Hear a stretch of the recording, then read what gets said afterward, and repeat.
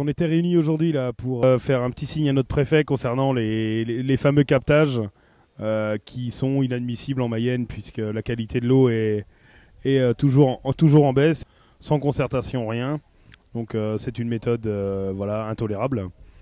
On en profitait en même temps pour faire une petite action de communication sur la viande bovine et la viande de porc, donc un petit barbecue qui a été organisé bien sympathique. Bien, donc aujourd'hui nous sommes rassemblés pour cette action de communication, interpeller l'État par l'intermédiaire du préfet et les élus locaux sur l'origine de nos produits agricoles et aussi la préservation de l'économie de notre département qui aujourd'hui est mise à mal par plusieurs dossiers. Le premier plus important, donc effectivement sur l'origine des viandes. Aujourd'hui on constate qu'y compris dans les cantines scolaires où vont manger nos enfants, on ne met que de la viande étrangère, puisque les appels d'offres ne tiennent pas compte du tout de l'origine des viandes.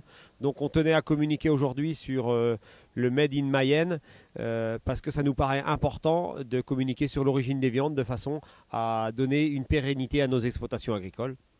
Donc ça c'est la première chose. Le second dossier qui nous interpelle et qui interpelle le préfet, on attend des réponses concrètes, c'est le Grenelle de l'environnement qui impose des captages complémentaires en France. On s'aperçoit donc qu'on n'est que dans la politique du chiffre ou dans la politique tout court et qu'on ne tient même pas compte des efforts qui ont été consentis par les agriculteurs et les agricultrices sur le terrain. Si on n'y prend pas garde, et la forte présence des élus aujourd'hui nous encourage à continuer dans notre démarche, si on n'y prend pas garde, on va stigmatiser des territoires et empêcher l'élevage de se pérenniser en Mayenne.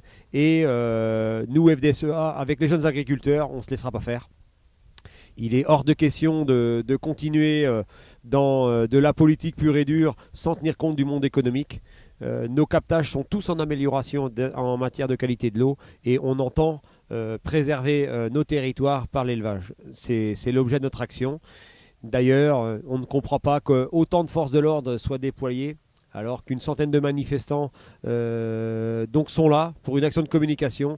On se rend bien compte qu'il y a vraiment une cassure entre l'État et ce qu'on attend de l'État et de ses représentants. Et monsieur le préfet a une lourde responsabilité dans le manque de communication entre notre profession agricole et les services de l'État.